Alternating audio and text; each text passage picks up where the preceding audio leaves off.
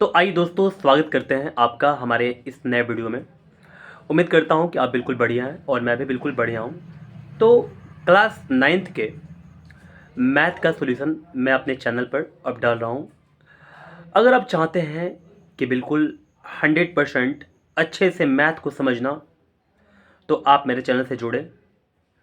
आपको बिल्कुल बेनिफिट होगा, काफ़ी फ़ायदा होगा आपको, हर एक एक क्वेश्चन आपको समझ में आएगा। तो अब हम देखना ही स्टार्ट करेंगे चैप्टर फर्स्ट के जो भी क्वेश्चन है, ठीक है, उसको।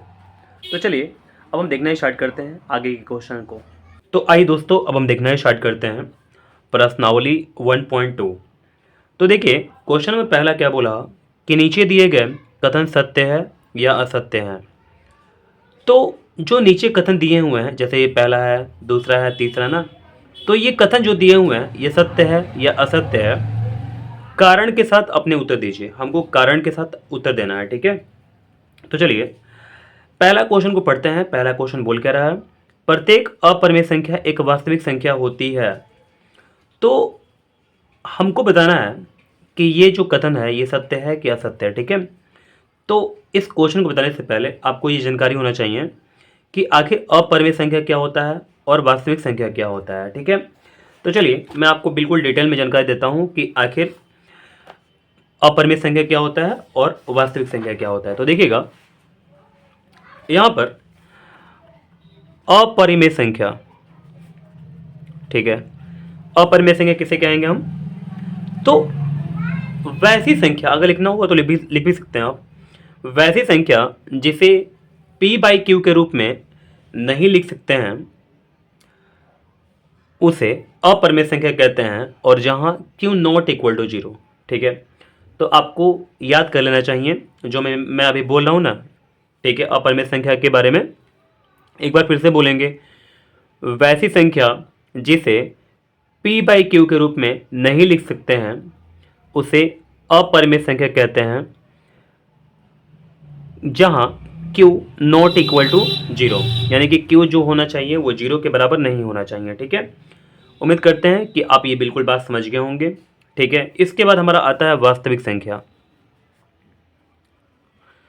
वास्तविक संख्या क्या होता है, तो देखिए वास्तविक संख्या अपरिमेय संख्या और परिमेय संख्या का समूह होता है। क्या क्या मैंने बोला, आप ऐसे बोल सकते हैं कि परिमेय संख्या और अपरिमेय संख्याओं के समूह को वास्तविक संख्या कहते हैं। मैं फिर से एक बार बोल दे रहा हूं, परिमेय संख्या और अपरिमेय संख्या के समूह को वास्तविक संख्या कहते हैं, ठीक है। चलिए ये बात आपको समझ में आ गया। अब हम बढ़ते हैं आगे। अब देखिए क्वेश्चन की तरफ बढ़ते हैं आगे। फिर से एक बार क्वेश्चन पढ़ते हैं।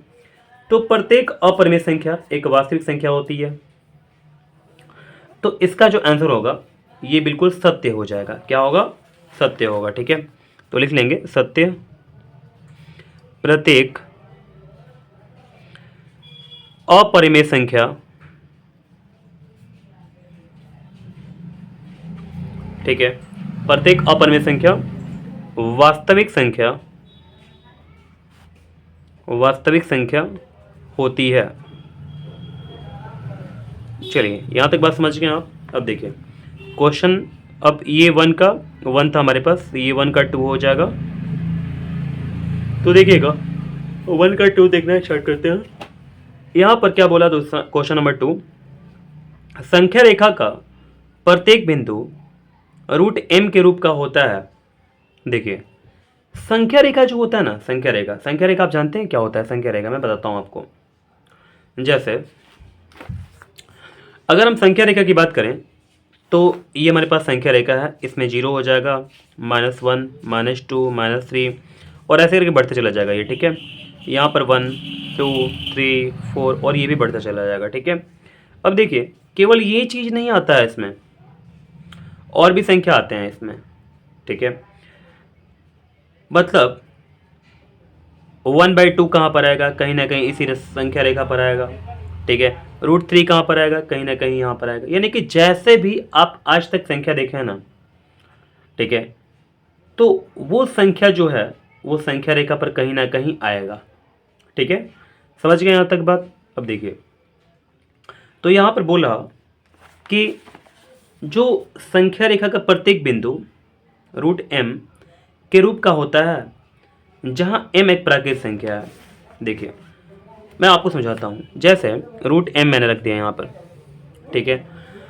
क्या अगर m के जगह पर हम प्राकृत संख्या रखें, ठीक है, क्या करते हैं, m इक्वल टू प्राकृत संख्या, ठीक है, प्राकृत संख्या हो गया। अगर m के जगह पर हम प्राकृत संख्या रखना स्टार्ट करते हैं, जैसे पहले 1 रखेंगे, फिर 2 रखेंगे, फिर 3 रखेंगे, 4 रखेंगे, 5 रखेंगे, 6 रखेंगे, ऐसे करके तक जा जाएंगे, ठीक है। तो अगर m के जगह पर 1 रखते हैं, ठीक है, तो रूट 1 का वैल्यू क्या होगा, 1 हो जाएगा, ठीक है। रूट 1 का वैल्यू क्या होगा, 1 हो जाएगा। रूट 2 यहाँ पर m की जगह पर 2 रखते हैं तो रूट 2 हो जाएगा हमारे पास। फिर इसके बाद रूट 3 हो जाएगा, रूट 4 हो जाएगा। रूट 4 का तो वैल्यू 2 होता है ना। तो देखिए अगर आप ध्यान दें यहाँ पर, तो हर एक पॉइंट को ये रूट m जो है ना, ये नहीं फाइंड कर रहा है, ठीक है। जैसे अगर हम चाहें कि 1/2 निकालना, ठीक है, तो इसमें से आप कोई भी संख्या रख देना, कोई प्राकृत संख्या रख दें, ठीक है, तो ये जो है रूट m के जगह पर कुछ भी अगर रख दें हम, तो ये 1/2 नहीं ला सकता है। क्यों? क्योंकि ये सभी जो हैं केवल ही प्राकृत संख्या है, ठीक है। तो रूट m के रूप का सारे जो बिंदु हैं वो इंडिकेट नहीं हो पाएंगे, ठीक है। चलिए आप लगभग समझ गए होंगे मेरी बात को। अगर नहीं समझे हैं, एक बार फिर से वीडियो को फिर से एक बार देखें, आपको पक्का समझ में आने वाला है, ठीक है। तो देखिएगा यहाँ पर हम लिख देंगे साफ साफ कि संख्या रेखा का प्रत्येक बिंदु रूट m के रूप का नहीं होता है, ठीक है। तो संख्या रेखा का प्रत्येक बिंदु,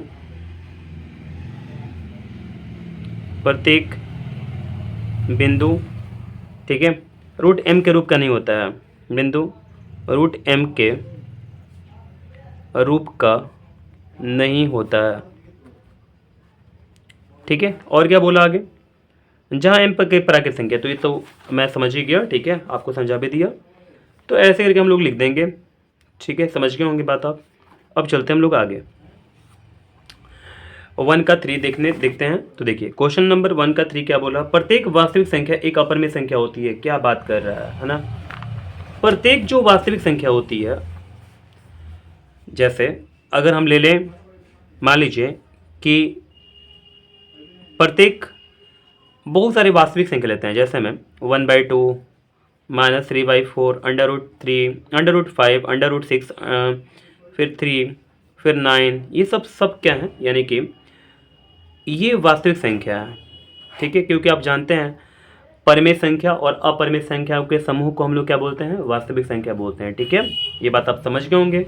अब देखिए प्रत्येक जो वास्तविक संख्या है ये सब के सब अपरिमेय संख्या है। ये तो बात गलत बोला है। क्या ये अगर ये वास्तविक संख्या है तो क्या ये अपरिमेय संख्या है, तो आप बोलेंगे नहीं। ये एक वास्तविक संख्या है तो क्या ये अपरिमेय संख्या है, नहीं। ये है, ये भी है, लेकिन ये तो नहीं है, ये भी नहीं है, ठीक है। तो यहाँ पर बोल रहा क्वेश्चन में कि प्रत्येक वास्तविक संख्या अपरिमेय संख्या होती है, तो हम आंसर देंगे नहीं, ठीक है। तो चलिए लिख देते हैं इसको फटाफट, ठीक है। देखिए प्रत्येक वास्तविक संख्या कोमा अपरिमेय संख्या नहीं होती, ठीक है। बात समझ गए यहाँ तक। चलिए यानी कि 1 का 3 यहाँ पर क्वेश्चन नंबर 1 का 1 2 फिर इसके बाद 3 मैंने आपको बता चुका।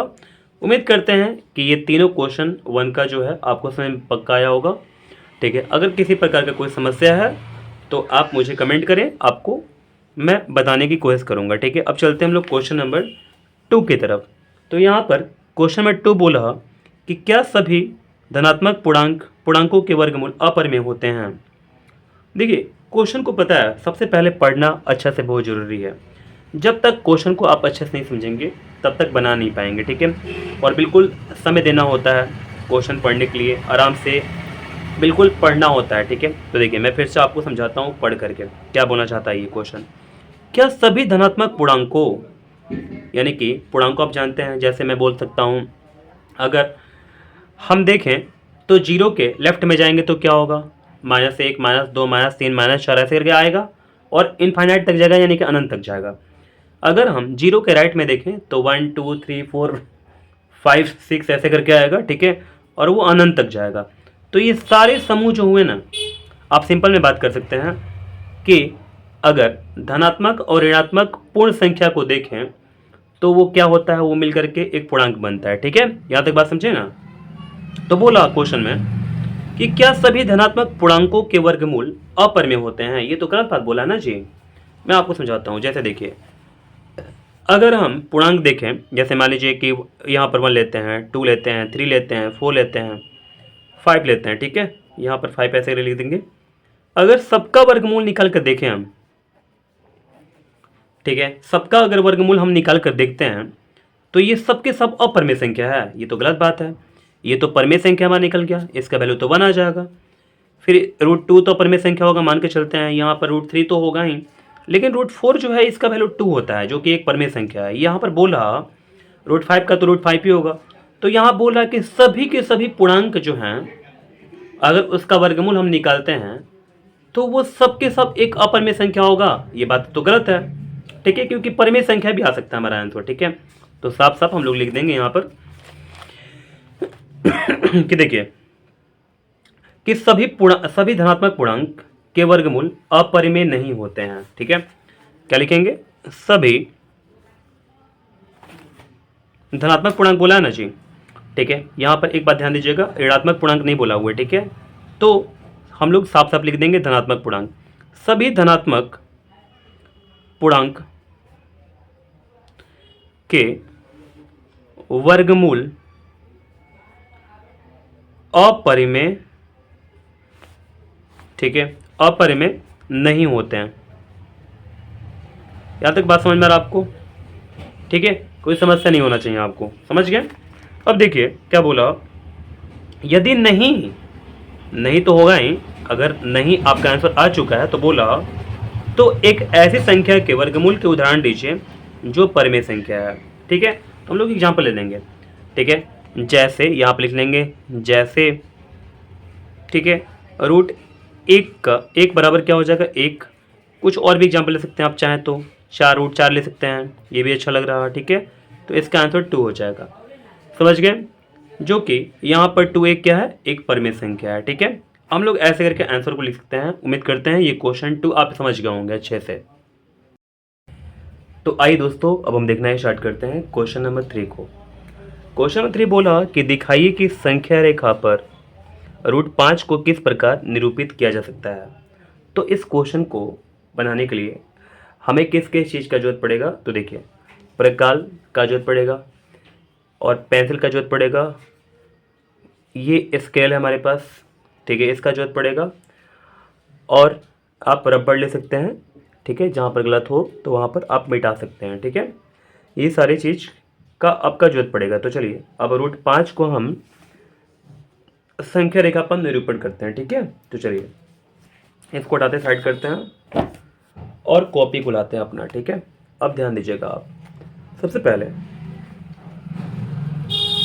हमारा क्वेश्चन नंबर 3 है, तो मैं क्वेश्चन नंबर 3 लिख दे रहा हूँ, ठीक है। अब देखिए हम क्या करेंगे, एक रेखाखंड ले लेंगे ऐसे करके, ये रेखाखंड हमारा हो गया, ठीक है। अब चलिए इसके बाद ये रेखाखंड, पता है कुछ लोग क्या करते हैं, ये लाइन जो होता है ब्लैक कलर का ना, इस पर ले लेते हैं। इस पर लेने से पता है क्या होगा, आपको एक घाटा हो सकता है, ये जल्दी दिखता ही नहीं है, ठीक है। तो क्या करें, आप दोनों जो लाइन है ना, इसके बीचों बीच ले लें तो आपका सही रहेगा, ठीक है। चलिए यहाँ तक समझ गए। अब देखिए हम ये प्रकाल को कितना भी छोटा बड़ा कर सकते हैं, ठीक है। जैसे मेरा मन है कि इतना बड़ा मैं कर दूँ, ठीक है, तो इतना बड़ा मैंने कर दिया। अब क्या करेंगे, यहाँ से जो कॉर्नर सबसे लास्ट वाला है ना पॉइंट, इस पर हम लोग इसको रखेंगे, जो कील है लोहा का उसको रखेंगे यहाँ पर, ठीक है। पहला कट किए यहाँ पर, ये पहला कट हमारा हो गया, ठीक है। फिर जहाँ पर पहला कट किए हैं इसको चाप बोलते हैं, पहला जो चाप लिए ना, फिर यहाँ से हम दूसरा चाप लेंगे, ठीक है, दूसरा चाप हो गया। फिर यहाँ से हम लोग क्या करेंगे, तीसरा चाप लेना स्टार्ट करेंगे, ठीक है। घबराना नहीं है आपको, पहला बार आपको समस्या हो सकता है, ठीक है। चलिए हम लोग यहाँ पर लिख लेंगे, यहाँ पर 1 है, यहाँ पर क्या है 2 है, यहाँ पर 3 है। ये पता है यहाँ पर ये इकाई है, यहाँ से यहाँ तक 1 इकाई है, ठीक है। यहाँ से यहाँ तक कितना है 2 इकाई है, यहाँ से यहाँ तक कितना है 3 इकाई है। इकाई का मतलब समझते हैं आप, देखिए इकाई का मतलब ये कि जितना बड़ा आप ये ले लेंगे ना उतना बड़ा ये 1 इकाई हो गया। अगर इससे बड़ा लेते हैं तो ये 1 इकाई होता, ठीक है। कितना भी बड़ा ले लेते हैं ना तो ये 1 इकाई होता है, समझ गए। तो ऐसे करके समझ गए होंगे लगभग आप। अब देखते हैं आगे, देखिए हमको क्या बताना है, √5 को संख्या रेखा पर प्रदर्शित करना है, यही ना जी, ठीक है, √5 को। तो देखिए मैं आपको समझाता हूँ। जैसे अगर आप √4 लीजिएगा तो √4 का वैल्यू क्या होता है 2। तो देखिए यहाँ पर 2 है ना, आप बोलेंगे बिल्कुल 2 है। तो रूट जो 5 बनेगा √4 के बाद बनेगा। ये √4 कहाँ पर है, यहाँ पर √4 है, तो इसके बाद बनेगा, ठीक है। तो हम लोग एक काम करेंगे, देखिए जैसे हमने यहाँ पर 1 इकाई ले लिया हुआ है, यहाँ पर ऐसे करके 1 इकाई, ये भी 1 इकाई ले लिया हुआ है, सभी जगह 1 इकाई ले लिया हुआ है ना। अब क्या करेंगे, यहाँ पर जो 2 है यहाँ पर हम लोग 1 इकाई ले लेंगे ऐसे करके, ठीक है। और क्या करेंगे, यहाँ पर हम लोग 90 डिग्री का कोण बना लेंगे। मैं बताता हूँ कैसे। जैसे देखेंगे अगर ध्यान से आप, तो यहाँ पर एक हमको बड़ा लाइन दिख रहा है, ठीक है, ऐसे लाइन ही दिख रहा। मैं इस लाइन पर इसको बिल्कुल चिपका दूंगा अच्छा से ऐसे करके, ठीक है। अब देखिए इसको मैंने ऐसे करके कर दिया ताकि मैं यहाँ पर 90 डिग्री का एंगल ले सकूँ। अब चाहे तो चांद का भी सहारा ले सकते हैं, ठीक है। कैसे भी करके आपको यहाँ पर 90 डिग्री का एंगल बनना चाहिए यहाँ पर, ठीक है। यहाँ से समझ में आपको आ गया बात। अब देखिए हम क्या करेंगे, इस पॉइंट को, ये वाला जो पॉइंट हमारे पास है ना, ये वाला पॉइंट को और इस पॉइंट को हम लोग ज्वाइंट कर लेंगे, ठीक है। देखिए जैसे यहाँ पर ये पॉइंट है और फिर यहाँ पर ये पॉइंट है ना, तो इस पॉइंट को और इस पॉइंट को हम लोग क्या करेंगे, ज्वाइंट कर देंगे, ठीक है। देखिए ऐसे कुछ, बात समझ गए, ठीक है। फिर अब देखिएगा, अगर देखिएगा ना तो ये वाला हमारे पास क्या बना, यानी कि ये जो लाइन बना ना, ये मैं नेमिंग कर देता हूँ ए, यहाँ पर बी हो गया आपका, यहाँ पर सी हो गया। तो ए सी जो बना ना ये आपका क्या बना, यानी कि √5 बना। आप बोलेंगे कैसे हुआ √5, आप बताइए तो सही पहले। तो चलिए सर अब इसको हम लोग प्रूफ कर देते हैं, ठीक है। देखिए कैसे, तो सबसे पहले हम आएंगे त्रिभुज ए बी सी में, ठीक है। और ए बी सी में हम लोग आएंगे और यहाँ पर हमारे पास ए बी सी जो है ये एक समकोण त्रिभुज है, ठीक है, क्योंकि यहाँ पर 90 डिग्री का कोण बना हुआ है। तो इसमें हम लोग लगाएंगे पाइथागोरस नियम। क्या लगाएंगे, पाइथागोरस नियम लगाएंगे। ये थोड़ा सा मोटा पेंसिल, हल्का पेंसिल है, तो मैं इसको इसे लिखूंगा पाइथागोरस नियम से, ठीक है।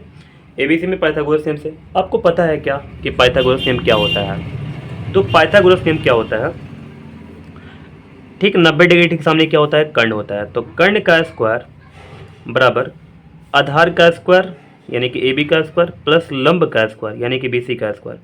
ये करना बहुत ज़रूरी है आपके लिए, ठीक है। आप इसको छोड़ करके ये फिगर को बना करके आगे नहीं बढ़ सकते हैं। इसको आपको इसको प्रूफ करना पड़ेगा, ठीक है।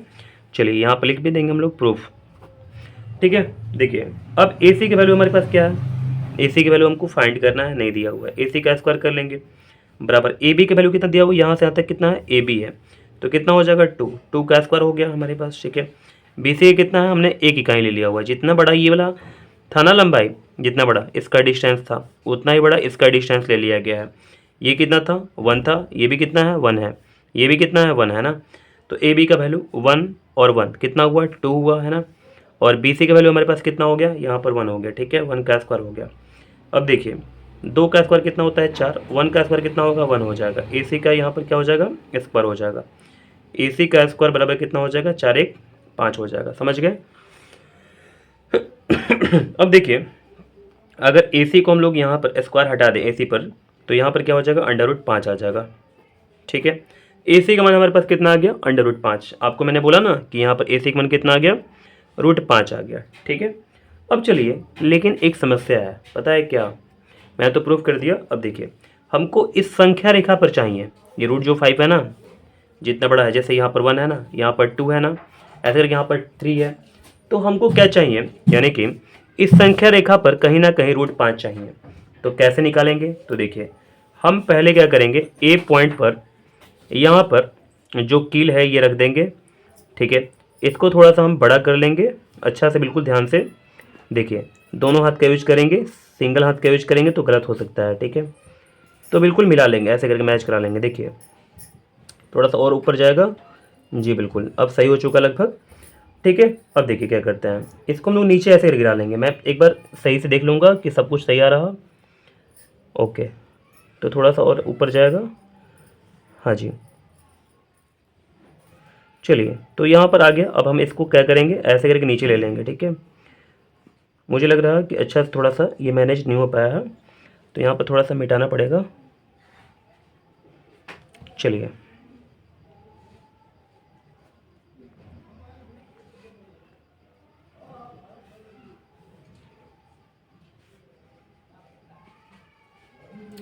ओके, अब सही हो चुका है लगभग। अब इसको हम लोग नीचे गिरा लेंगे, ठीक है। तो यहाँ पर जो हमारा आया, ये क्या आया हमारे पास, रूट 5 आ चुका, ठीक है। कुछ लोग बोलते हैं सर ये रूट 5 कैसे आया? तो देखिए, जितना बड़ा AC का लंबाई है ना, अगर मैं इस पॉइंट को कुछ नाम दे दूँ, जैसे ABC है ना, यहाँ पर D नाम दे दूँ, तो जो AD है और AC जो है ये दोनों के दोनों बराबर है, ठीक है। क्योंकि अगर देखेंगे आप, देखिए इतना मैं आपको दिखाता हूँ, ये वाला लेंथ और ये वाला लेंथ जो है दोनों के दोनों क्या है, यानी कि बराबर है आपका, ठीक है। तो यहाँ तक उम्मीद करते हैं कि आपको सब कुछ अच्छा समझ में आ गया होगा, ठीक है। हम अंडर रूट 5 को संख्या रेखा पर दिखा चुके हैं, ठीक है। अब क्वेश्चन नंबर 4 जो है, ये क्वेश्चन 4 नहीं है बल्कि क्या बोला है, कक्षा के लिए क्रियाकलाप कीजिए, क्रियाकलाप है। तो यहाँ तक बात आप लगभग समझ गए होंगे, ठीक है। चलिए हम मिलते हैं अगले वीडियो में।